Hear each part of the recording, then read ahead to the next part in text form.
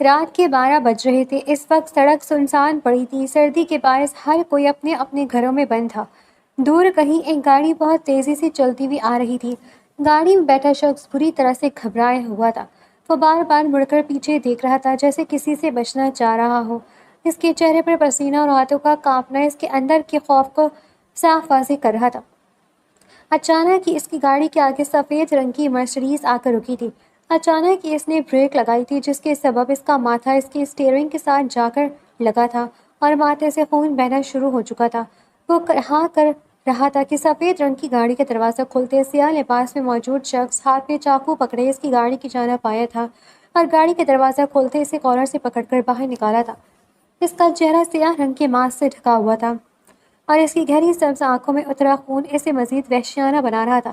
وہ شخص کو کالر سے پکڑتا وہ اپنے سامنے گرا گیا تھا جبکہ وہ خوف سے کانپتا اس کی طرف دیکھ رہا تھا۔ وہ بولنے کی ہمت کر رہا تھا مگر خوف سے اس کی زبان اس کے تالوں سے لگ چکی تھی۔ کیا ملا تمہیں؟ اتنا بھاگ کر آئے ہو؟ پھر بھی تم میری ہاتھوں میں ہو۔ تمہاری زندگی کا وقت ختم ہوا۔ اس نے اپنی کوٹ کی جیب سے گن نکالی اور اس پر تانی تھی جس پر وہ شخص بری طرح سے بولا، رحم کرو مجھ پر، میں نے کچھ نہیں کیا، بخش دو مجھے، میں تم سے رحم کی بھیک مانگتا ہوں، خدا کے لیے معاف کر دو مجھے، کبھی ایسا نہیں کروں گا، ایک بار بخش دوں، میں وعدہ کرتا ہوں کہ دوبارہ کبھی ایسا کچھ بھی نہیں کروں گا۔ غلطی کر دی تم نے خان زریون خانزادہ سے الجھنے کی، انجام بہت برا ہوتا ہے۔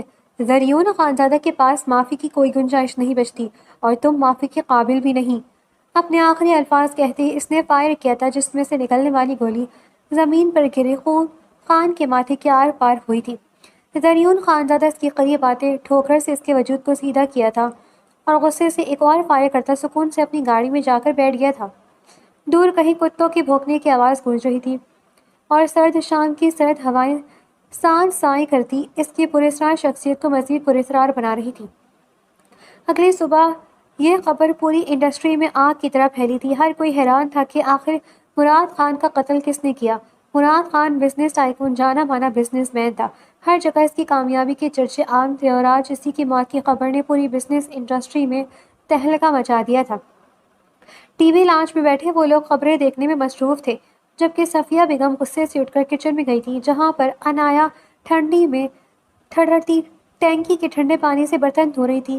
کم بخت ماری، اتنا وقت گزر گیا ابھی تک برتن نہیں دھوئے تجھ سے، جلدی سے کھانا بھی بنانا ہے لیکن اس سے پہلے ذرا چائے بنا کر دے، یا ہم سب کو تیرے پاس 5 منٹ ہیں، 5 منٹ میں اگر چائے باہر نہ آئی نا تو یاد رکھنا وہی چائے کا پانی تیرے وجود پہ گرا دوں گی، سمجھی تم؟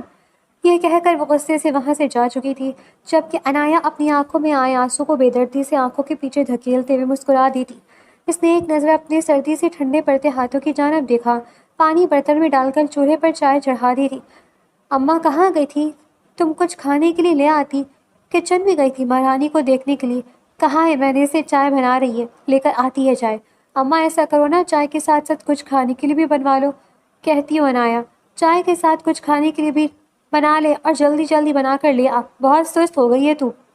اس کی ماں وہیں سے بیٹھ کر بولی تھی، جی امی میں بناتی ہوں۔ انایا نے فریج میں سے نگٹس نکالے اور انہیں تلنا شروع کر دیا۔ تھوڑی ہی دیر میں وہ ٹرے میں چائے اور نگٹس سجائے باہر کی جانب گئی تھی جہاں ابھی تک صبح والی خبریں چل رہی تھی۔ اماں کیا صبح سے اس چینل کو کھول کر بیٹھی ہوئی ہیں؟ پتہ ہے نا آپ کو اس چینل میں خون خرابہ کس وقت بھی دکھاتے رہتے ہیں، بس کر دے، تنگ آ گئے اس چینل کو دیکھ دیکھ کر۔ صفیہ بیگم کی چھوٹی بیٹی نبیہہ اپنی والدہ کی جانب دیکھتے ہوئے بولی تھی جس پر صفیہ بیگم نے اسے گھور کر دیکھا تھا، ارے وہ کم بخت ماری، دکھ نہیں رہا تجھے؟ کتنا سسپینس چینل چل رہا ہے، فلمیں دیکھنے سے اچھا ہے ان کے چینل پر آ کر بیٹھ جا، ان کے چینل پر تجھے ایسی ایسی سٹوریز دیکھنے کو ملیں گی کہ تیری حیرت کے مارے آنکھیں پھیل جائیں گی۔ اماں بس کر دیں، کیوں ہماری آنکھیں پھیلانے پر تلی ہوئی ہیں، روح لگ جاتی ہے کچھ اور۔ ناظرین آپ کو بتاتے چلیں کہ اس قتل کے پیچھے زریون خانزادہ نامی شخص کا ہاتھ ہے۔ آخر کون یہ زریون، کہاں سے آئے یہ شخص اور آخری قتل کرنے کے پیچھے اس کا کیا مقصد ہے، یہ اب تک کوئی بھی نہیں سمجھ سکا تھا۔ وہ تینوں ماں بیٹیاں بحث کرنے میں مصروف تھی کہ اچانک ٹی وی پر اینکر کی آواز گونجی تھی۔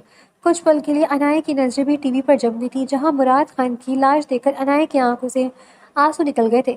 وہ اپنے ہاتھ میں پکڑا سامان وہیں رکھتے ہوئے فوراً کچن کی جانب بڑھی تھی اور بری طرح سے رو دی تھی جیسے مرنے والا شخص اس کا کوئی اپنا ہو۔ روتے روتے اس کی نگاہیں آسمان پر گئی تھیں اور اس کے لب ہلے تھے۔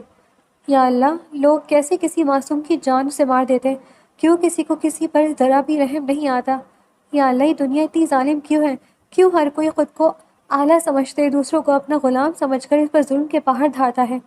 یا اللہ، اس انسان کی روح کو اپنے پاک بندوں میں شامل کرنا اور اس کے قاتل کو کبھی سکون محسوس نہ ہونے دینا۔ وہ اس انجان شخص کے لیے دل سے دکھی تھی، اس لیے وہ اپنے رب سے یہ الفاظ کہہ کر دوبارہ کام میں مصروف ہو چکی تھی۔ پولیس اسٹیشن کی میٹنگ ہال میں سب لوگ بیٹھے ڈی ایس پی کی بات غور سے سن رہے تھے، جو مراد خان کے قتل کی تفتیش کے بارے میں کچھ ضروری ہدایت دے رہے تھے۔ انہوں نے وہاں بیٹھے ایس پی حذیفہ کی طرف دیکھا اور بولے، مسٹر حذیفہ، یہ کیس میں آپ کو ہینڈ اوور کرتا ہوں۔ اس کی طے تک آپ نے 1 ہفتے کے اندر نکالنے ہیں۔ آپ نے پتہ کرنا ہے کہ آخر ایسا کون ہے جس نے یہ قتل کیا۔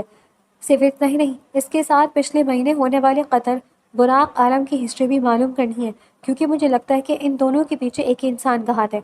اور ایک بات، ہماری معلومات سے ہمیں پتہ چلا ہے کہ موقع واردات پر ایک گاڑی آ کر رکی تھی۔ کسی نے ہمیں بتایا اس گاڑی کے باہر میں وہ نمبر آپ کے سامنے موجود فائل پر لکھا ہے۔ اس کے علاوہ باقی کی بھی تفصیلات لکھی گئی ہیں۔ میں آپ کو 1 ہفتے کا وقت دیتا ہوں۔ آپ مراد خان اور براق عالم دونوں کے قتل کی تمام تر معلومات حاصل کر کے مجھے سونپیں گے۔ سر، 1 ہفتہ تو بہت جلدی گزر جائے گا۔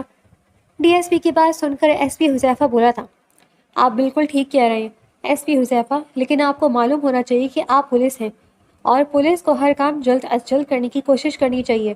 آپ کو میں اتنا وقت اس لیے دے رہا ہوں کہ مجھے آگے اس بارے میں جواب دینا ہے۔ اوپر سے سختی سے آرڈرز آئے ہیں کہ اگر اس مرتبہ ہم لوگ اس کیس کو حل نہ کر پائے تو ہمارا تھانہ بڑی مصیبت پڑ سکتا ہے۔ یس سر، میں پوری کوشش کروں گا۔ ویل ڈن مسٹر، ہو جائے گا، مجھے آپ سے یہی امید ہے۔ ٹھیک ہے، آپ جا سکتے ہیں۔ ڈی ایس پی نے اپنی بات مکمل کرتے ہوئے وہاں موجود سب کو جانے کا اشارہ کیا تھا۔ ایس پی حذیفہ نے اپنی پولیس کیپ اٹھاتے سر پر ڈالی تھی اور ڈی ایس پی کو سیلیوٹ کرتے ہوئے فائل ہاتھ میں تھامے ایک ادا سے وہ باہر نکل گیا تھا۔ اس کے ہر ایک قدم میں اس کا جاہو جلال، اس کا جنون اور اس کا جوش صاف صاف محسوس ہو رہا تھا۔ صاحب جی، خبر ملی ہے کہ پولیس وفادار کتوں کی طرح ہم لوگوں کو ڈھونڈ رہے ہیں، اور یہ بھی سنا ہے کہ کوئی ایس پی حذیفہ نام کا آدمی اس بار اس کیس کی چھان بین کرے گا۔ سنا ہے کہ ایس پی حذیفہ کوئی عام انسان نہیں ہے، بلکہ اب تک وہ بہت سے انکاؤنٹر کر چکا ہے۔ زریون خانزادہ اپنے کمرے میں بیٹھا آگے کی پلاننگ کر رہا تھا جب اس کے ملازم نے آ کر اسے تمام تر باتوں سے آگاہ کیا تھا۔ زریون خانزادہ کے چہرے پر زہریلی مسکراہٹ آئی تھی۔ اگر پولیس ہمیں تلاش کر رہی ہے تو کرنے دو، زریون خانزادہ تک پہنچنا کسی کے بس کی بات نہیں۔ ان سب چیزوں کو چھوڑو اور جو میں نے تم سے کہا تھا وہ تم نے کیا؟ جی صاحب جی، میں نے اپنے سارے آدمی لگا دیے ہیں۔ بہت جلد ہمیں اس بارے میں پتہ چل جائے گا، اور اگر پتہ نہ بھی چل سکا تو یہ ہمیں ضرور معلوم ہو جائے گا کہ وہ دنیا کے کس کونے میں موجود ہے۔ کچھ بھی کرو مگر مجھے تمام تر معلومات چاہیے اور ہر حال میں چاہیے۔ جی صاحب جی، ٹھیک ہے۔ اب تم جاؤ اور بی احمد سے بولو کہ وہ چھٹی کر کے چلی جائیں۔ ان کا پوتا ہسپتال میں داخل ہے، اسے ان کی زیادہ ضرورت ہے، اور اگر انہیں پیسوں کی ضرورت ہو تو وہ بھی سونپ دینا۔ جی صاحب جی۔ اور ہاں، ایک اور بات بھی، اماں کو تم خود چھوڑنے جاؤ گے ہسپتال، کچھ بھی مسئلہ ہو تو مجھے فوراً بتا دینا۔ جی صاحب، جیسا آپ کا حکم۔ ملازم ادب سے سر جھکاتا وہاں سے جا چکا تھا، جبکہ زریون کی سبز آنکھوں میں یاد کے کچھ منظر تیزی سے گزرے تھے، جس کے باعث اس کی گہری سبز آنکھوں میں آنسو اتر آئے تھے۔ اس نے سختی سے ان آنسوں کو پیچھے دھکیلا اور نفرت سے بولا، اگر مجھ سے کوئی ایک بھی بچ گیا تو میں قسم کھا کر کہتا ہوں وہ دن میری زندگی کا آخری دن ہوگا۔ رات کا کھانا کھانے کے بعد سب لوگ اپنے اپنے کمروں میں سونے کے لیے چلے گئے تھے، جبکہ عنایت تمام تر برتن اٹھاتے کچن میں کھڑی ان برتنوں کو دیکھ رہی تھی، جس سے وہ برتن اس کی گھوری سے خود بخود ہی دھلنا شروع ہو جائیں گے۔ عنایت نے سب سے پہلے وہاں موجود بچے ہوئے کھانے میں سے اپنے لیے کھانا ڈالا، وہیں کچن کی فرش پر بیٹھ کر اس نے اس کھانے کو ختم کیا اور پھر اٹھ کر تمام تر برتن صاف کرنے کے بعد پورے کچن کو اس نے چمکا دیا۔ رب کی جانب دیکھا جہاں پر رات کے 11 بج رہے تھے، تو جلدی سے اپنے کمرے کی جانب آئی، واش روم میں گھس کر وضو کیا اور جانماز ڈال کر عشاء کی نماز ادا کرنے میں مصروف ہو گئی۔ نماز ادا کرنے کے بعد وہ کافی دیر تک ہاتھ پھیلائے آنسو بہاتی رہی، پھر اپنی رب سے باتیں کرنے میں مصروف ہو گئی۔ اس کا روز کا معمول بن چکا تھا، وہ گھر والوں کے آگے سے بچا ان کا جھوٹا کھانا کھانے کے بعد تمام تر کام کرتی اور پھر رات کی تنہائی میں بیٹھ کر اپنی رب سے دل کی سب سے باتیں کرتی۔ خود کو ہلکا کرنے کے بعد وہ سو جایا کرتی تھی۔ سورج کی پہلی کرن ابھی نمودار بھی نہ ہوئی تھی کہ عنایت کی آنکھ کھل گئی۔ سردی کی شدت سے اس کے پور پور میں درد تھا، لیکن اس کے پاس آرام کا وقت نہیں تھا۔ اس نے جلدی سے وضو کیا اللہ کے حضور سجدہ ریز ہوئی اور پھر کچن کی طرف بھاگی۔ صفیہ بیگم اور ان کی بیٹیوں کے جاگنے سے پہلے ناشتہ تیار ہونا ضروری تھا۔ اس نے کانپتے ہاتھوں سے آٹا گھونا، چائے دم پر رکھی اور ایک ایک کر کے سب کے لیے پراٹھے بنائے۔ اس پورے وقت میں اس کی نظریں بار بار دیوار پر لگی گھڑی کی طرف جا رہی تھی۔ اسے ٹھیک 7:30 بجے اسکول کے لیے نکلنا تھا، کیونکہ وہ صرف ایک بیٹی یا بہن نہیں تھی، وہ شہر کے ایک گورنمنٹ اسکول میں پرائمری ٹیچر بھی تھی۔ اسکول اس کی زندگی کی وہ واحد جگہ تھی جہاں اسے انایا ہونے کا احساس ملتا تھا، جہاں کوئی اسے ذلیل نہیں کرتا تھا۔ ناشتہ تیار ہے، اس نے دبی آواز میں لگائی، اور عوام اپنا سادہ سا بیگ اٹھا کر تیزی سے باہر نکل گئی۔ جب وہ اسکول کے گیٹ میں داخل ہوئی تو اس کے چہرے کی تھکن جیسے غائب ہو گئی۔ اس نے اپنی چادر کو ٹھیک کیا اور سیدھی اپنی کلاس کی طرف بڑھی۔ گڈ مارننگ مس انایا۔ چھوٹے چھوٹے بچوں کو معصوم آوازوں نے اس کا استقبال کیا۔ انایا کے لبوں پر ایک حقیقی مسکراہٹ پھیل گئی۔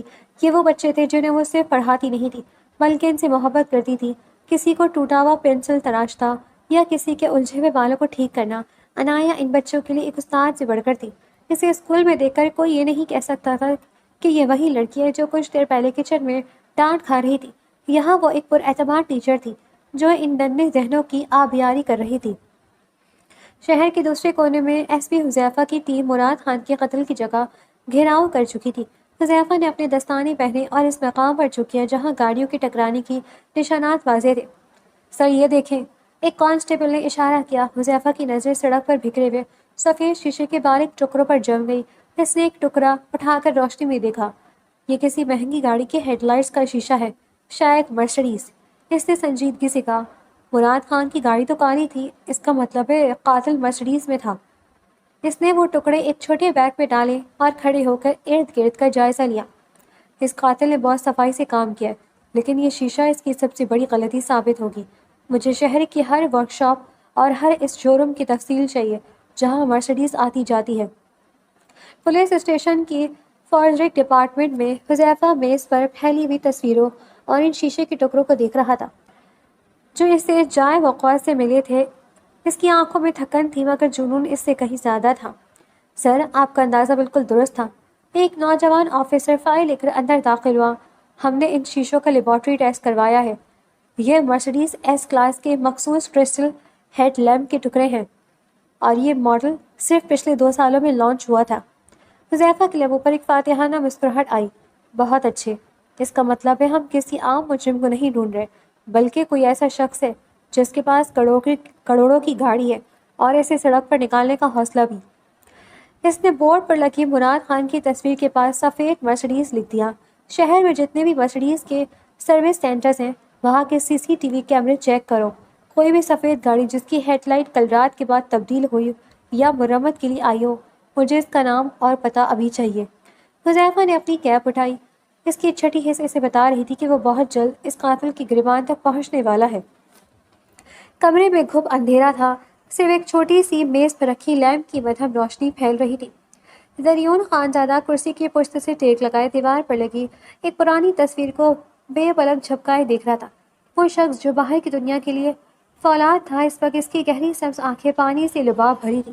ایک آنسو اس کی پلکوں کی باڑ توڑ کر رخسار پر بہہ نکلا، جس میں برسوں کا کرب اور ادھورے انتقام کی تپش شامل تھی۔ اچانک دروازے پر دستک ہوئی۔ ٹک ٹک۔ دستک کی آواز سنتے ہی زریون کے وجود میں ایک لہر سی دوڑی۔ اس نے فوراً اپنے ہاتھ کی پشت سے بے دردی سے ان آنسوؤں کو صاف کیا، جیسے وہ اپنی کمزوری کا نشان مٹا رہا ہو۔ اس نے گردن جھٹک کر اپنے تاثرات کو یکدم بدل دیا۔ چند سیکنڈز پہلے والا غمزدہ انسان اب کہیں غائب ہو چکا تھا، اور اس کی جگہ وہیں سنگ دل خانزادہ واپس آ گیا تھا۔ اندر آ جاؤ، اس نے نہایت سپاٹ اور کرخت لہجے میں اجازت دی، جیسے اس کے حلق میں کوئی جذبہ باقی نہ رہا ہو۔ ملازم دبے قدموں اندر داخل ہوا۔ اسے ذرا برابر بھی اندازہ نہیں تھا کہ اس دروازے کے پیچھے ابھی بھی ایک طوفان تھما تھا۔ زریون اب بالکل پرسکون تھا۔ اس کی نظریں دوبارہ میز پر پڑے لفافے کی طرف مڑ گئی تھی، مگر اس کے اندر کی آگ اب مزید بھڑک چکی تھی۔ سر، ہم جس آدمی کے بارے میں معلوم کر رہے تھے، اس کے بارے میں تمام تر تفصیل مل چکی ہے، اور وہ سب اس لفافے کے اندر موجود ہیں۔ ملازم نے نظریں جھکائے ہوئے ادب سے کہا تھا، جس پر زرین کے ان کے چہرے پر پورا سا سرل سی مسکراہٹ آ گئی تھی۔ ایس پی حذیفہ اپنے آفس میں موجود بڑے بورڈ کے سامنے کھڑا تھا، جس پر مراد خان اور براق عالم کی تصویریں لگی ہوئی تھیں۔ وہ گہری سوچ میں ڈوبا، وہ بار بار ان دونوں کی ہسٹری کا موازنہ کر رہا تھا۔ اس کے ساتھ اس کا خاص اسٹاف بھی موجود تھا، مراد خان اور براق عالم۔ حذیفہ نے خود کلامی کی۔ ہمیں لگتا ہے کہ یہ دو الگ الگ دشمنیوں کا نتیجہ ہے، مگر اب مجھے یقین ہو گیا کہ ان دونوں قتل کے پیچھے ایک ہی ہاتھ، ایک ہی ذہن اور ایک ہی ہتھیار ہے۔ اس نے بورڈ پر ایک لکیر کھینچی جو دونوں تصویروں کو آپس میں جوڑتی تھی۔ ان دونوں کا آپس میں کیا تعلق ہے؟ کوئی تو ایسی بات ہے جو ان دونوں میں مشترکہ ہے۔ ایک سب انسپیکٹر نے آگے بڑھ کر فائل کھولی۔ سر، ہماری تازہ ترین معلومات کے مطابق یہ دونوں صرف بزنس پارٹنرز نہیں تھے، بلکہ یہ دونوں بہت گہرے اور بچپن کے دوست تھے۔ حذیفہ کی آنکھیں چمک اٹھی۔ اس کا مطلب ہے کہ قاتل ان دونوں کا کوئی ذاتی دشمن ہے جو اس گھروا کے قریبی لوگوں کو ایک ایک کر کے چن رہا ہے۔ پتہ کرو کہ ان دونوں کے اور کون کون سے دوست ہیں اور وہ اس وقت کہاں ہیں۔ مجھے ڈر ہے کہ قاتل کا اگلا ٹارگٹ ان کا کوئی اور قریبی دوست ہوگا۔ تھوڑی دیر بعد تفتیشی ٹیم کے معلومات حاصل کر لی۔ سر، ایک اور نام سامنے آیا ہے، شیر سنگھ۔ یہ مراد خان اور براق عالم کا بچپن کا یار ہے اور ان کے ہر کالے پیلے دھندے میں برابر کا شریک رہا ہے۔ شیر سنگھ؟ حذیفہ نے زور سے کہا۔ اگلا ٹارگٹ وہی ہے، جلدی اسے انفارم کرو کہ اس کی جان خطرے میں ہے۔ حذیفہ نے خود فون اٹھایا مگر دوسری طرف سے جواب نہیں آ رہا تھا۔ اس کا فون نہیں لگ رہا، جلدی اس کی لوکیشن ٹریس کرو۔ کچھ ہی دیر میں آئی ٹی سیل نے لوکیشن بتائی۔ سر، وہ شہر سے دور اپنے فارم ہاؤس پر موجود ہے، فورس تیار کرو، ہمیں پہنچنا ہوگا وہاں اس سے پہلے کہ دیر ہو جائے۔ حذیفہ تیزی سے باہر کی طرف لپکا۔ حذیفہ کی گاڑی چیختی ہوئے فارم ہاؤس کے گیٹ پر رکی۔ وہ گن نکال کر تیزی سے اندر داخل ہوا۔ اس کے پیچھے پوری ٹیم تھی، مگر جیسے ہی وہ کمرے میں پہنچا اس کے قدم وہیں جم گئے۔ فرش پر شیر سنگھ کی لاش تڑپ رہی تھی۔ اس کے ماتھے کے عین درمیان گولی کا نشان تھا، ابھی خون بہہ رہا تھا، جس کا مطلب تھا کہ قاتل ابھی ابھی یہاں سے نکلا ہے۔ حذیفہ نے کھڑکی سے باہر دیکھا تو دور ایک سفید مرسڈیز دھول اڑاتی ہوئی غائب ہو رہی تھی۔ شٹ! حذیفہ نے غصے سے دیوار پر ہاتھ مارا۔ صرف 5 منٹ، ہم صرف 5 منٹ لیٹ ہو گئے۔ قاتل ہمارے پہنچنے سے پہلے اپنا کام تمام کر کے فرار ہو چکا ہے۔ شیر سنگھ کے خاتمے کے بعد زریون کے چہرے پر تھکن کے بجائے ایک عجیب سا سکون تھا۔ اس نے اپنے خنجر کی دھار کو صاف کیا اور میز پر رکھی۔ ایک آخری تصویر کی طرف دیکھا۔ یہ تصویر کسی لڑکی کی نہیں بلکہ ایک ادھیڑ عمر باروب شخص کی تھی، جس کی آنکھوں میں مکاری صاف جھلک رہی تھی۔ کھیل اب ختم ہونے والا ہے، زریون نے تصویر پر انگلی پھیرتے ہوئے سرد لہجے میں کہا۔ اس گندے کھیل کے تقریباً سب بڑے پتے گر چکے ہیں، بس ایک آخری آدمی کو گرانا باقی ہے۔ اس کے گرتے ہی میری برسوں کی پیاس بجھ جائے گی۔ اس نے وہ تصویر اپنے خاص آدمی کی طرف بڑھائی۔ اس کے بارے میں معلومات حاصل کرو، یہ کہاں چھپا ہے، اس کی سیکیورٹی کتنی ہے، مجھے کل شام تک اس کی ایک ایک پل کی خبر چاہیے۔ ملازم نے تصویر تھامی اور سر جھکا کر باہر نکل گیا۔ زریون ابھی وہیں کھڑا کھڑکی سے باہر سیاہ آسمان کو دیکھ رہا تھا جہاں بادل گرج رہے تھے۔ دوسری طرف شیر سنگھ کے فارم ہاؤس پر لاش کے گرد پولیس کا گھیرا تھا۔ حذیفہ ابھی اپنی ٹیم کو ہدایت دے رہا تھا کہ ڈی ایس پی کی گاڑی فراٹے بھرتی ہوئے وہاں رکی۔ ڈی ایس پی صاحب غصے سے لال پیلے ہو کر باہر نکلے۔ ایس پی حذیفہ، یہ کیا مذاق ہے؟ ڈی ایس پی نے گرج کر پوچھا۔ آپ نے یقین دلایا تھا کہ آپ شیر سنگھ تک قاتل سے پہنچ پائیں گے، مگر یہاں تو لاش پڑی ہے۔ کیا ہمارے پولیس صرف لاشیں گننے کے لیے رہ گئی ہے؟ حذیفہ نے اپنی کیپ اتار کر ماتھے سے پسینہ صاف کیا۔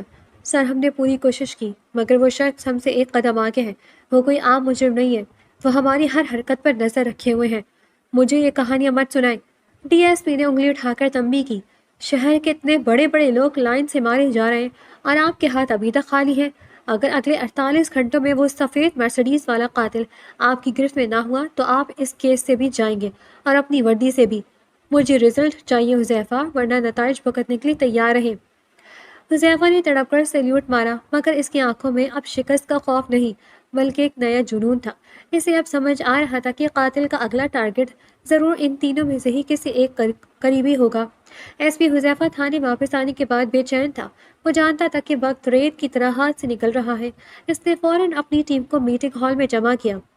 سنو سب، مراد خان، براق عالم اور شیر سنگھ، یہ تینوں تو ختم ہو گئے، مگر میرا تجربہ کہتا ہے کہ یہ کھیل ابھی ختم نہیں ہوا۔ حذیفہ نے فائل میز پر پٹکتے ہوئے گرج کر کہا۔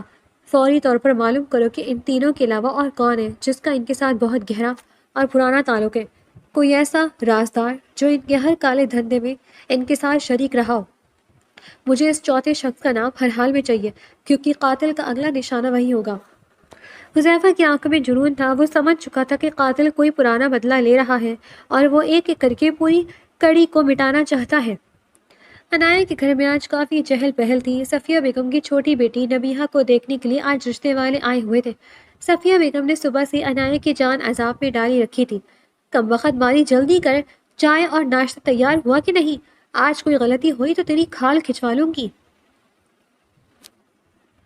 صفیہ بیگم نے کچن میں گھس کر اسے دھمکایا۔ عنایہ جو پہلی تھکن سے چور تھی، کانپتے ہاتھوں سے ٹرے سجا رہی تھی۔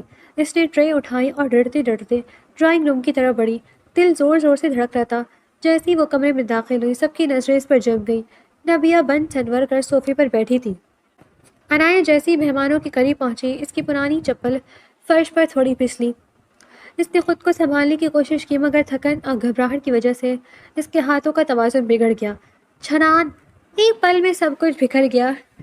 ٹرے عنایہ کے ہاتھوں سے چھوٹ کر نیچے گری۔ قیمتی چائے کی پیالہ ٹوٹ کر بکھر گئی اور کھولتی ہوئی گرم چائے سامنے بیٹھی ایک خاتون کے ہاتھ اور کپڑوں پر جا گری۔ آہ! میرا ہاتھ جل گیا! وہ خاتون درد سے چلا اٹھی۔ ڈرائنگ روم میں ایک پل کے لیے سناٹا چھا گیا، جو اگلے ہی پل صفیہ بیگم کی چیخوں میں بدل گیا۔ کمبخت ماری، کیا کیا تو نے؟ صفیہ بیگم غصے سے عنایہ کی طرف جھپٹی۔ عنایہ خوف سے تھر تھر کانپ رہی تھی۔ اس کی آنکھوں میں آنسو تھے اور نظریں جھکی ہوئی تھیں۔ ٹوٹے ہوئے برتن اور بکھرے ہوئے چائے اس کی بدقسمتی کا رونا رو رہے تھے۔ اسے معلوم تھا کہ مہمانوں کے جانے کے بعد آج کی رات اس پر کتنی بھاری پڑنے والی ہے۔ جیسے ہی رشتے والے خفت اور ناراضگی کے عالم میں گھر سے رخصت ہوئے، صفیہ بیگم نے ڈرائنگ روم کا دروازہ دھاڑ سے بند کیا۔ ان کے چہرے پر غصے کی لہریں واضح تھیں اور آنکھیں شعلے برسا رہی تھیں۔ ادھر آ منوس ماری، ادھر آ! انہوں نے کچن کے کونے میں سہمی ہوئی عنایہ کو بالوں سے جکڑا اور اسے گھسیٹتی ہوئی صحن کی طرف لے آئی۔ امی، اللہ کے لیے چھوڑ دے، میرا پاؤں پھسل گیا تھا، میرا ارادہ نہیں تھا۔ عنایہ درد سے بلبلائی اور اس کے آنسو گالوں پر بہنے لگے۔ ارادہ نہیں تھا؟ تو نے میری بیٹی کا رشتہ خراب کرنے کی کوشش کی، تجھے دیکھ کر انہوں نے ناک بھوئیں چڑھائی اور اوپر سے تو نے ان پر گرم چائے گرا دی۔ صفیہ بیگم کا پارا ساتویں آسمان پر تھا۔ انہوں نے قریب پڑا ہوا لوہے کا چمٹا اٹھایا اور ابھی تھوڑی دیر پہلے چولہے پر رکھا ہونے کی وجہ سے دہک رہا تھا۔ نہیں امی نہیں، خدا کے لیے ایسا مت کریں۔ انابیہ نے پیچھے ہٹنے کی کوشش کی، مگر صفیہ بیگم نے اس کا بازو مضبوطی سے پکڑ رکھا تھا۔ صفیہ بیگم نے بنا کچھ سوچے وہ گرم چمٹا عنایہ کے اسی ہاتھ پر دے مارا جو پہلے ہی کھولتی چائے سے سرخ ہو چکا تھا۔ آہ! ایک دل دوز چیخ عنایہ کے حلق سے نکلی اور پورے گھر میں گونج گئی۔ اس کی نازک جلد جلنے لگی اور وہاں ایک گہرا زخم ابھر آیا، مگر صفیہ بیگم کا دل نہ پسیجا۔ انہوں نے اسے زور سے فرش پر دھکا دیا جہاں ابھی تھوڑی دیر پہلے ٹوٹے ہوئے برتنوں کے کانچ بکھرے پڑے تھے۔ عنایہ کے ہاتھوں اور گھٹنوں میں کانچ کے باریک ٹکڑے پیوست ہو گئے تھے جس سے خون تیزی سے رسنے لگا۔ وہ درد سے تڑپ رہی تھی، مگر صفیہ بیگم نے اسے بالوں سے پکڑ کر دوبارہ جھنجھوڑا۔ یہ تو صرف شروعات ہے۔ اگر آج کے بعد تو نے میرے راستے میں آنے کی ہمت کی تو تیرا وہ حال کروں گی کہ موت کی دعا مانگے گی۔ اب اٹھ اور یہ سارا گند صاف کر، ورنہ رات کا کھانا بھی نصیب نہیں ہوگا۔ صفیہ بیگم غصے سے پیر پٹکتی ہوئی اپنے کمرے میں چلی گئی، جبکہ عنایہ اسی ٹھنڈے فرش پر بیٹھی اپنے زخمی ہاتھ کو سینے سے لگائے سسکیاں بھر رہی تھی۔ اسے نہیں معلوم تھا کہ اس کے جسم پر لگنے والے یہ زخم اس کی روح کے زخموں سے کہیں چھوٹے تھے۔ عنایہ یہ ٹوٹے ہوئے دل کے ساتھ کانپتے ہاتھوں سے کانچ چننا شروع کی۔ اس کا ہر ایک زخم اسے اس ظالم دنیا کی حقیقت یاد دلا رہا تھا۔ زریون خانزادہ اپنے کمرے میں بیٹھا اس چوتھے شخص کی تصویر دیکھ رہا تھا جس کا ذکر حذیفہ تھانے میں کر رہا تھا۔ اس نے تصویر پر خنجر کی نوک رکھی۔ 3 جا چکے، اب تمہاری باری ہے۔ زریون کی گہری سبز آنکھوں میں انتقام کی چمک پہلے سے زیادہ تیز تھی۔ اسے خبر مل چکی تھی کہ پولیس اس تک پہنچنے کی کوشش کر رہی ہے، مگر وہ اپنے آخری شکار سے صرف ایک قدم دور تھا۔ معلوم ہوا کہ وہ شخص جس کی آپ کو تلاش ہے وہ پولیس کی گرفت میں ہے۔ لڑکیوں کے دستگیری کے کیس میں پولیس اسے گرفتار کر کے لے گئی تھی اور وہ وہاں عمر قید کی سزا کاٹ رہا ہے۔ میں کچھ نہیں جانتا بخشو، وہ آدمی مجھے ہر حال میں چاہیے۔ جب تک میں اسے اپنے ہاتھوں سے ختم نہ کر لوں مجھے سکون نہیں ملے گا۔ کچھ بھی کرو مگر مجھے وہ شخص چاہیے۔ زریون کا لہجہ غصے سے بھرپور تھا۔ اگر تمہیں وہ شخص چاہیے تو پھر تمہیں اس کے لیے کچھ بڑا کرنا ہوگا۔ زریون اپنے ملازم سے بات کر ہی رہا تھا کہ اچانک اسے اندھیرے میں کھڑے ایک شخص کی آواز آئی۔ اس نے اس کی جانب دیکھا اور طنزیہ مسکرایا۔ آخر تم نے جو چوہے بلی کا کھیل ختم کر ہی دیا؟ زریون نے پوچھا۔ چوہے بلی کا کھیل تو ابھی ختم نہیں ہوا، مگر سوچا یہاں آ کر تمہیں بتا ہی دوں کہ پولیس کو تمہارے بارے میں بہت کچھ معلوم ہو چکا ہے۔ سامنے والے شخص نے سنجیدگی سے کہا۔ زریون ہنسا۔ جانتا ہوں، اور یہ سب میرا ہی پچھایا ہوا جال ہے، ورنہ تمہیں لگتا ہے کہ میں اتنا کچا ہوں کہ اپنے بارے میں پولیس کو سراغ دے دوں؟ وہ سب پتے میں نے خود بھی پھینکے تھے۔ خیر بتاؤ، کیا بڑا کرنا ہوگا مجھے؟ تمہیں کسی اسکول کو ہائی چیک کرنا ہوگا۔ دماغ خراب ہو گیا ہے تمہارا؟ زریون غصے سے دھاڑا، تم اچھے سے جانتے ہو کہ میری دشمنی میں معصوم بچوں کا کچھ نہیں بگڑنا چاہیے۔ تم میری بات تو سن لو ذرا۔ سامنے والا شخص کچھ کہنا چاہ رہا تھا کہ ضروری نے اسے تھی کہ نظروں سے خاموش کرا دیا۔ اگر تمہیں وہ شخص پولیس کی گرفت سے باہر چاہیے تو تمہیں ان لوگوں کو بندی بنانا ہوگا۔ میں تم سے یہ نہیں کہہ رہا کہ تم ان کو کوئی نقصان پہنچاؤ، تم انہیں صرف ڈھال کے طور پر استعمال کر سکتے ہو۔ جب تمہیں لگے گا کہ کام بن گیا ہے تو انہیں چھوڑ دینا۔ زریون خاموش رہا، پھر بولا، فکر مت کرو، میں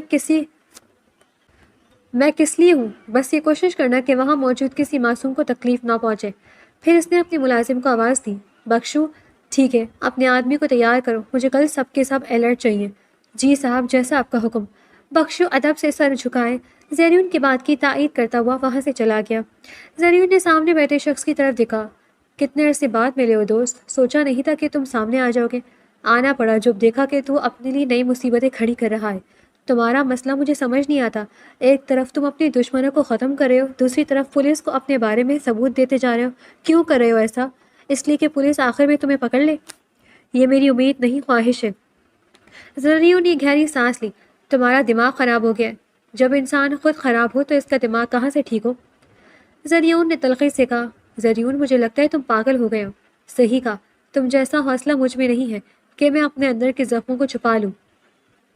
بھلا دوست، حوصلہ تو مجھ میں بھی نہیں تھا اس تکلیف کو جھیلنے کا، مگر مجھے کرنا پڑا۔ اور مت بھولو، اب تک تمہارے آدمیوں کو ان لوگوں کے بارے میں جو بھی انفارمیشن ملی تھی وہ میں نے ہی دی تھی۔ زریون مسکرایا، اسی چیز کا تو احسان مند ہوں تمہارا کہ تم مجھ سے دور ہو کر بھی دور نہیں رہے، تم سے دور ہو کر بھی دور نہیں رہ سکتا۔ خیر، ابھی میں چلتا ہوں، امید کروں گا کہ اگلا کام بہت ہوشیاری سے کرو گے۔ ٹھیک ہے، پھر بہت جلد ہم دونوں کے آمنے سامنے ملاقات ہونے والی ہے۔ میں خدا سے دعا کروں گا کہ ایسا کوئی موقع نہ آئے، کیونکہ جو تم کر رہے ہو اس میں تمہاری اپنی کوئی غلطی نہیں ہے۔ خیر، میں چلتا ہوں۔ زریون خان زادہ سے یہ کہہ کر وہ شخص وہاں سے جا چکا تھا، جبکہ زریون کی نگاہیں سامنے پڑی اس تصویر پر ٹھہر گئی تھی۔ وہ ہنستی کھیلتی تصویر اس کی آنکھوں میں آنسو لانے کا سبب بن گئی تھی۔ رات کے پچھلے پہر جب پورا گھر گہری نیند سو رہا تھا، انایا اپنے اندھیرے کمرے میں فرش پر بیٹھی زخموں سے لڑ رہی تھی۔ اس کے بازو پر جلے ہوئے نشان سے اب بھی تپش نکل رہی تھی، مگر اصل تکلیف ان کانچ کے ٹکڑوں کی تھی جو اس کے ہاتھوں اور گھٹنوں میں پیوست ہو چکے تھے۔ اس نے ایک سوئی اٹھائی اور ہچکیاں روکتے ہوئے ایک ایک کر کے ان کانچ کے ٹکڑوں کو نکالنا شروع کیا۔ آہ، یا اللہ مدد! اس کے لبوں سے دبی دبی سسکیاں نکل رہی تھی تاکہ آواز باہر نہ جائے۔ ہر ٹکڑے کے نکلنے پر وہ خون کی نئی دھار بہہ نکلتی۔ اس نے تھوڑا سا ڈیٹول اور مرہم لگایا تو سارا جسم تکلیف سے لرز اٹھا۔ اپنے آنسوں کو دوپٹے سے پوچھتے ہوئے اس نے خود کو دلاسا دیا، صبر انایا، صبح اسکول جانا ہے، بچوں کے سامنے کمزور نہیں پڑنا۔ وہ انہی زخموں اور آنکھوں میں سجائے آنسوں کے ساتھ جانماز پہ گر گئی اور دعا مانگتے مانگتے وہیں سو گئی۔ اگلی صبح انایا نے اپنی تکلیف چھپانے کے لیے پوری آستینوں والا کرتا پہنا اور چہرے پر مصنوعی مسکراہٹ سجا کر اسکول پہنچ گئی۔ وہ کلاس میں بچوں کو سبق پڑھا رہی تھی کہ اچانک اسکول کے مین گیٹ پر زوردار فائرنگ کی آواز گونجی۔ پورے اسکول میں سناٹا چھا گیا جو اگلے ہی لمحے بچوں کی چیخو پکار میں بدل گیا۔ سب اپنی جگہ پر رک جائیں، کوئی اپنی جگہ سے ہلا تو گولی مار دوں گا، ایک بھاری اور کرخت آواز برآمدے میں گونجی۔ انایا کا دل ڈوبنے لگا، اس نے ہمت جمع کی اور بچوں کو اپنے پیچھے چھپا لیا۔ ابھی وہ کچھ سمجھ پاتی کہ کلاس کا دروازہ ٹھوکر مار کر کھولا گیا اور سیاہ لباس میں ملبوس نقاب پوش مسلح افراد اندر داخل ہوئے۔ ان کے پیچھے ایک شخص نہایت پروقار مگر وحشیانہ انداز میں چلتا ہوا اندر آیا۔ اس کی گہری سبز آنکھیں کسی شکاری کی طرح کلاس کا جائزہ لے رہی تھی۔ یہ زریون خان زادہ تھا۔ اسکول کو چاروں طرف سے گھیر لیا گیا تھا، پیچھے خوف سے انایا کی قمیص سے لپٹ گئے تھے۔ زریون کی نظر کلاس میں موجود ایک ایک چہرے پر گھومتی ہوئی آخر کار انایا پر آ کر ٹھہر گئی۔ انایا کی آنکھوں میں خوف تو تھا مگر اپنے بچوں کو بچانے کا جذبہ اس سے کہیں بڑا تھا۔ تم سب کون ہو اور ان معصوم بچوں کو کیوں ڈرا رہے ہو؟ انایا کی آواز لرز رہی تھی مگر اس نے ہمت کر کے سوال کیا۔ زریون کے لبوں پر ایک سرد مسکراہٹ آئی۔ اس نے انایا کے زخمی ہاتھ کی طرف دیکھا جہاں پٹی سے خون کے دھبے واضح ہو رہے تھے۔ ہمیں بچوں سے کوئی غرض نہیں ہے ٹیچر، ہمیں بس اپنا حق چاہیے جو پولیس نے چھپا کر رکھا ہے۔ باہر پولیس کی گاڑیوں کے سائرن قریب آ رہے تھے جس کا مطلب تھا کہ حذیفہ پہنچ چکا ہے۔ عنایا اپنے زخموں کی تکلیف اور دل میں اٹھتے خوف کی پرے دھکیلتے ہوئے غصے سے بولی، تم یہاں سے نکلو، خبردار جو کسی بچے کو رلایا تم نے تو۔ زرین خانزادہ نے اسے سر سے پاؤں تک دیکھا اور غصے سے ڈرانے والے لہجے میں کہا، تم مجھے ہلکا لے رہی ہو لڑکی، میں بہت خطرناک ہوں۔ اس نے پورے اسکول کو یرغمال بنا لیا تھا، مگر آخری کلاس میں اس چھوٹی سی ٹیچر کے سامنے اسے عجیب سی مزاحمت کا سامنا تھا۔ مجھے صرف کاکروچ خطرناک لگتا ہے، کیا تم کاکروچ ہو؟ انایا نے بڑی معصومیت اور دلچسپی سے پوچھا۔ زریون خانزادہ، جس نے چہرے پر رومال باندھ رکھا تھا، دانت پیستے ہوئے سے گھورنے لگا۔ انایا باز نہ آئی اور اس کے ہاتھ میں موجود پستول کی پرواہ کیے بغیر بولی، تم شاید یہاں نئے ملازم ہو، بچوں کی صفائی کے لیے رکھے گئے ہو۔ دیکھو بچوں کے گندے ڈائپر تبدیل کرنے کے لیے رکھا ہوگا، جاؤ انہیں صاف کرو۔ زیریون کا پارا ساتویں آسمان پر پہنچ گیا۔ اس نے فوراً پستول انایا کے ماتھے پر رکھ دی۔ یہ کیا بدتمیزی ہے؟ پتہ نہیں ٹیچر ماں باپ کی جگہ ہوتی ہے، وہ گھبرا کر بڑبڑائی۔ تم میری ٹیچر نہیں ہو، زریون نے سرد لہجے میں کہا، تم جیسے اتنے بڑے شاگرد کو پڑھانے کا مجھے کوئی شوق بھی نہیں ہے، یہاں سے نکلو، مجھے اپنے بچوں کو سبق پڑھانا ہے۔ انایا نے ہمت جمع کر کے جواب دیا۔ زیریون طنزیہ مسکرایا، ارے واہ، محترمہ تو بالکل بھی نہیں ڈر رہی ہے، سامنے موت کھڑی ہے اور آپ بہادری دکھا رہی ہے۔ او بی بی، ادھر کونے میں جا کر بیٹھ جاؤ، نظر نہیں آ رہا کہ تم سب ہمارے قبضے میں ہو؟ کیا تم لوگوں کا دماغ خراب ہو گیا؟ اسکول پڑھنے کی جگہ ہوتی ہے، قبضے کی نہیں۔ نکلو یہاں سے، اس سے پہلے کہ میں بچوں کو کہہ کر تم لوگوں کو دھکے مروا کر باہر نکلوا دوں۔ انایا نے اسے چیلنج کیا۔ اچھا ایسا کر کے تو دکھاؤ، تمہاری آنکھوں کے سامنے ان بچوں کی لاشیں گریں گی۔ زریون کی آواز گونجی تو انایا خوف سے کانپ اٹھی۔ اس نے فوراً پیچھے ہٹ کر بچوں کو اپنے سینے سے لگا لیا۔ اسی وقت زریون کی نظر انایا کے ہاتھ پر بندھی پٹی پر پڑی۔ یہ تمہارے ہاتھ کو کیا ہوا ہے؟ اس نے اچانک پوچھا۔ جو بھی ہوا ہو، تمہیں اس سے کیا؟ تم یہاں سے جا رہے ہو یا نہیں؟ میں نہیں جاؤں گا، کیا کر لو گی تم؟ میں کچھ نہیں کروں گی، میں تو جا رہی ہوں اپنے بچوں کے پاس۔ انایا نے جیسے ہی قدم بڑھایا، زریون نے پستول کا رخ ایک معصوم بچے کی طرف کر دیا۔ انایا فوراً رک گئی اور ڈرتے ہوئے بچوں کے پاس ڈھیر ہو کر بیٹھ گئی۔ باہر سے لاؤڈ سپیکر پر آواز آئی، زیریون خانزادہ، ایس پی حذیفہ تم سے بات کرنا چاہتا ہے۔ زیریون نے مائک اٹھایا۔ ہیلو ایس پی، کیسے ہو؟ کافی عرصے بعد ملاقات ہوئی ہے۔ زیریون کی جاندار آواز پورے اسکول میں گونجی۔ باہر کھڑے حذیفہ اور ڈی جی پی اس کی آواز سن کر لرز گئے، مگر پھر حذیفہ بولا، کیا چاہتے ہو تم؟ کیوں ان معصوموں کو قید کیا ہوا ہے؟ مجھے تمہاری قید میں موجود دلاور خان چاہیے، اگر وہ دے سکتی ہو تو بتاؤ، ورنہ یہاں سے ہر گھنٹے بعد ایک بچے کی لاش باہر آئے گی۔ لاش جانتے ہو نا، تمہارے مستقبل کا حسین سرمایہ۔ چلو شاباش، جلدی سے دلاور خان میرے حوالے کرو۔ زریون نے صفاقی سے کہا، جو تم کہہ رہے ہو وہ ممکن نہیں ہے، دلاور خان کو عمر قید ہوئی ہے۔ حذیفہ نے جواب دیا، میں کچھ نہیں جانتا، دلاور خان چاہیے تو چاہیے، ورنہ بچوں کا جنازہ اٹھانے کے لیے تیار رہنا۔ زریون نے فون بند کر دیا۔ انایا نے غصے سے اسے دیکھا، تمہیں شرم نہیں آتی؟ چھوٹے بچوں کو قاتل کرو گے؟ کیا تمہارے گھر میں بچے نہیں ہیں جو تم یہاں بچوں کی جان لینے آ گئے ہو؟ زریون کی آنکھوں میں ایک لمحے کے لیے گہرا سایہ لہرایا، جیسے کوئی پرانی تکلیف جاگ اٹھی ہو، مگر اس نے غصے سے انایا کو دیکھا تو وہ خاموشی سے دبک کر بیٹھ گئی۔ کافی دیر کے تناؤ کے بعد زریون کو ڈیمانڈ پوری کر دی گئی۔ پولیس نے دلاور خان کو اس کے آدمیوں کے حوالے کر دیا۔ بخشو زریون کے قریب آیا، صاحب ہمارے آدمی دلاور خان کو لے کر نکل چکے ہیں۔ ویری گڈ بخشو، چلو اب اس لڑکی کو بے ہوش کرو اور اسے بھی اپنے ساتھ لے چلو۔ زریون نے انایا کی طرف اشارہ کیا، مگر صاحب، بخشو کچھ کہنا چاہ رہا تھا مگر زریون نے اسے آنکھوں سے خاموش کرا دیا۔ جو کہہ رہا ہوں وہ کرو۔ انایا کی آنکھیں خوف سے پھیل گئیں۔ اس سے پہلے کہ وہ کچھ کہہ پاتی، بخشو نے ایک مخصوص سوئی اسے چبھو دی، جس کے اثر سے وہ چند لمحوں میں بے ہوش ہو گئی۔ زریون نے اسے اپنی باہوں میں اٹھایا اور اسکول کے پچھلے راستے سے غائب ہو گیا۔ جب پولیس اسکول کے اندر داخل ہوئی تو تمام بچے محفوظ تھے، مگر ان کی بہادر ٹیچر انایا وہاں موجود نہیں تھی۔ زریون نے انایا کو بی اماں کے سپرد کیا اور سختی سے ہدایت کی، بی اماں اس کا خیال رکھنا، ہوش میں آتے ہوئے اسے زبردستی سوپ پلانا اور یہ دوائیاں دے دینا۔ یہ کہہ کر وہ اپنی مخصوص اڈے کی طرف نکل گیا جہاں اس کا خاص مہمان اس کا منتظر تھا۔ اڈے پر پہنچتے ہی سامنے ایس پی حذیفہ کو دیکھ کر زریون کے لبوں پر ایک فاتحانہ مسکراہٹ آ گئی۔ اس نے آگے بڑھ کر حذیفہ کو گلے لگایا اور جذباتی لہجے میں کہا، شکریہ یار حذیفہ، اگر تم میرا ساتھ نہ دیتے اور پولیس کو الجھا کر نہ رکھتے تو میں اپنے اس اصلی دشمن دلاور خان تک کبھی نہ پہنچ پاتا۔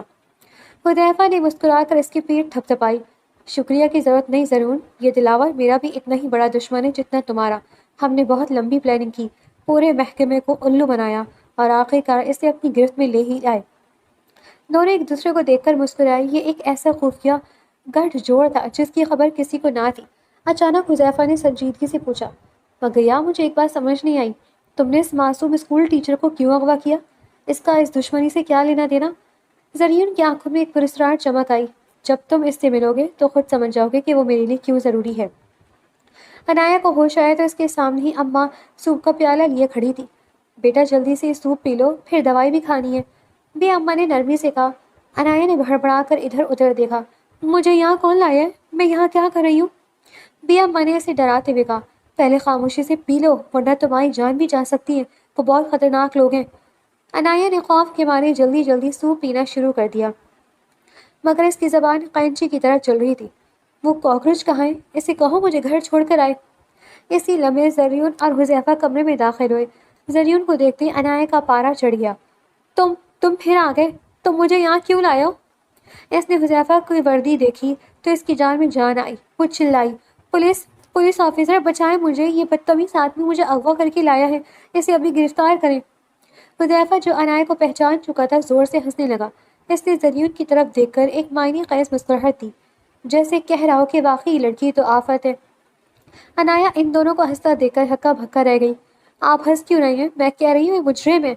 زریون اور حذیفہ اسے اسی حال میں چھوڑ کر باہر نکل آئے۔ باہر آتے ہی حذیفہ بولے، تمہیں اس کا برتھ مارک آج تک یاد ہے؟ زریون نے گہری سانس لی۔ اسے میں کیسے بھول سکتا ہوں حذیفہ، یہی تو ہے وہ جو مجھے سکون دے گی۔ مت بھولو تم پولیس والوں کی نظروں میں ہوں خود کی غلطیوں کی وجہ سے۔ حذیفہ گہری نظروں سے بولا۔ جب زریون نے ہنس دیا تھا، اتنے میں بخشو ہاتھ میں ایک فائل لیے وہاں پہنچا۔ صاحب، اس لڑکی کی تمام معلومات مل گئی ہے۔ زریون نے فائل کھولی تو اس کی آنکھیں غصے سے لال ہو گئی۔ بخشو بتانے لگا، صاحب اس لڑکی کی زندگی کسی جہنم سے کم نہیں ہے۔ اس کی سوتیلی ماں اس پر انسانیت سوز مظالم ڈھاتی ہیں۔ اسے گھر کی نوکرانی بنا کر رکھا گیا ہے، اسے زخمی کیا جاتا ہے اور بھوکا رکھا جاتا ہے۔ کل جو اس کے ہاتھ پر پٹی تھی وہ بھی اسی سوتیلی ماں کے تشدد کا نشانہ تھی۔ زریون نے فائل پر گرفت مضبوط کر لی۔ اس کے دل میں عنایہ کے لیے عجیب سی ہمدردی جاگی۔ تو وہ اسکول میں اس لیے بہادر بن رہی تھی کیونکہ وہ گھر کے ڈر سے واقف تھی۔ اس نے دبی آواز میں کہا۔ حذیفہ نے زریون کے بدلے میں تاثرات دیکھے۔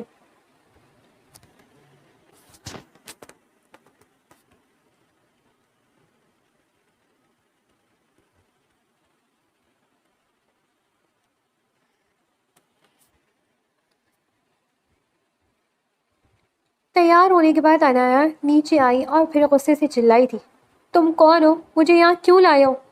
زریون خاموشی سے دیوار کی طرف اشارہ کرتا ہے۔ عنایہ کی نگاہ سامنے لگی ایک بڑی تصویر پر پڑی اور اس کے قدم وہیں جم گئے۔ آنکھوں سے آنسوؤں کا سیلاب بہہ نکلا۔ تصویر میں اس نے اپنے والدین اور بچپن کا وہ گھر تھا جو اب خاک ہو چکا تھا۔ پہچانا تم نے؟ زریون کی آواز بھر آ گئی تھی۔ تم لوگ زندہ ہو؟ زریون، حذیفہ بھائی، عنایہ نے تڑپ کر کہا۔ حذیفہ نے آگے بڑھ کر اپنی چھوٹی بہن کو سینے سے لگا دیا۔ مجھے لگا میں نے آپ سب کو کھو دیا ہے۔ عنایہ کی سسکیاں کمرے میں گونجنے لگیں۔